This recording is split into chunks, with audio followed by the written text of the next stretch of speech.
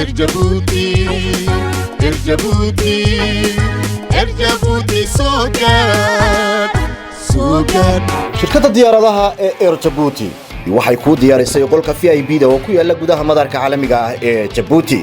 soo dhaweyn diiran iyo in si gaar ah lagu shaqeeyo ayay kula diyaar yihiin shaqaalaha shirkadda oo kugu adeegaya goob si casri ah u qalabaysan naftuna raaxa iyo deganaansho ka helayso.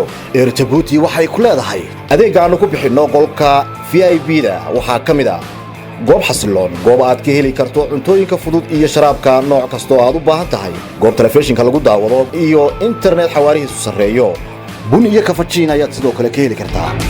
Ganacsadiyo dalxiisayo dangaaran ninkiilow adeegan kala go'ayn kaalay kaalay kaalay oo guddoon Erjabuti Sogat Sogat. goob xasiloon oo aad kaga nasan karto madax wareerka terminalka, goob uu qofka rakaabka ah si fudud uga helo dab ama koronto oo ku charge garaysan karo taleefanka iyo kombiyuutarka oo lagu diyaariyay goobta hubinta ee madarka.